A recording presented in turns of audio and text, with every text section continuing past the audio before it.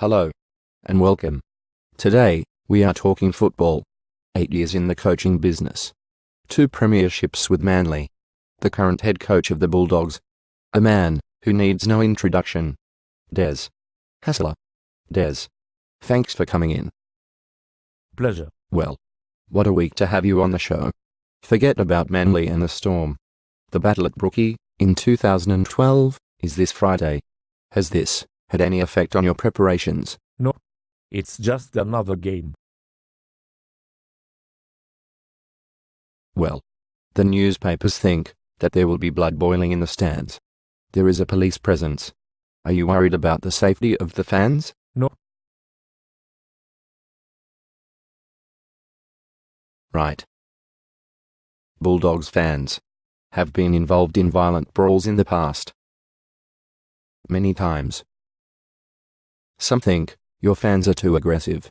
What are your thoughts? There's nothing wrong with a little passion from fans. I disagree. It is wrong when passion turns to violence. This does happen too often with Bulldogs fans. The club has worked hard to fix this. I think Todd has done a good job. Well, that's possible. Time will tell. Speaking of Todd, he seems to be the top candidate to replace David Gallup. How does that affect you? I have no problem. In fact, I'm sure it's good for the Bulldogs. Yes. Of course it will benefit the Bulldogs. But would you work well with new management, considering what happened at Manly? I think the Bulldogs have the right structure, and the right ideas, and the right answers to keep me happy.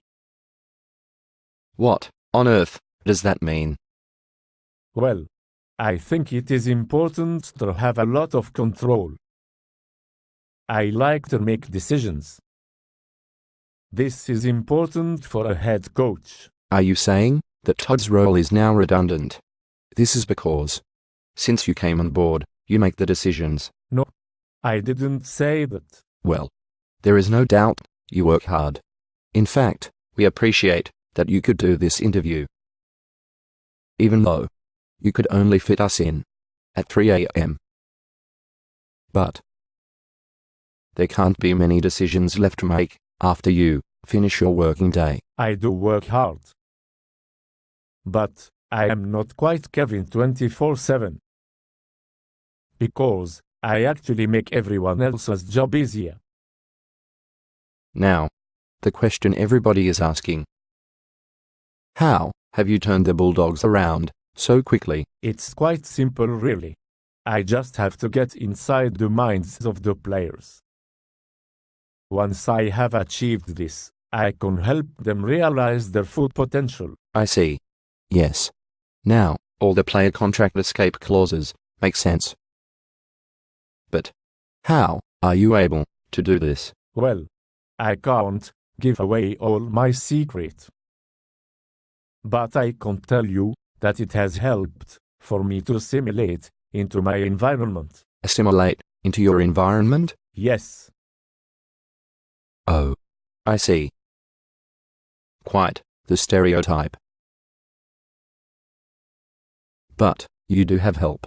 What role has your entire team played in your success? Well, of course, my entire coaching staff is responsible for the success we have enjoyed. Some people would say that you took your coaching staff, a highly functioning team that achieved premiership glory, with you to the Bulldogs, and that is the cause of your success. That's definitely oversimplifying things.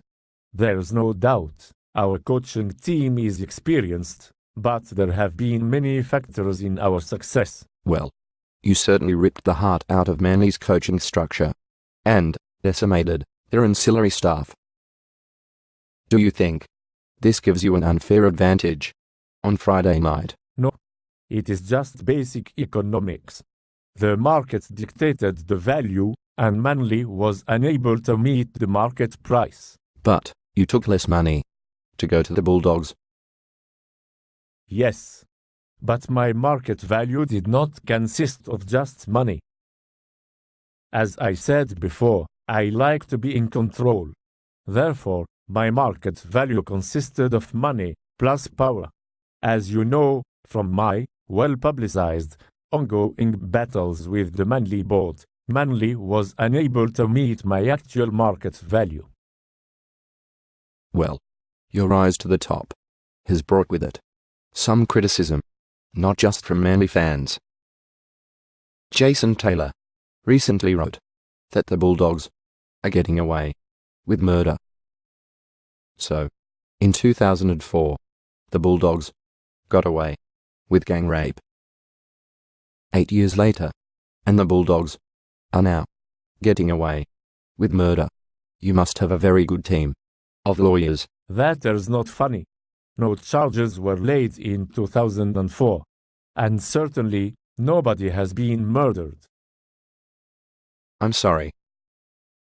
Jason Taylor was referring to the abuse of the obstruction rule, where Ben Barber used a decoy to allow Josh Morris to score. We are operating within the current laws of the game, in my opinion, and in the opinion of the referees. Well, in that case, I am sure some people will try to make money with multi-bets involving Josh Morris as first try scorer. Anybody could score first.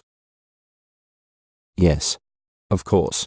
That would be a very difficult betting outcome to manipulate.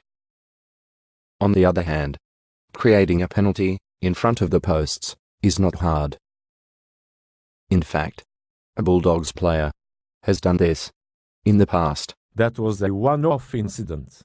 The player was sacked. He will never play football again. This is a good lesson for all of the competition players. Yes, I agree.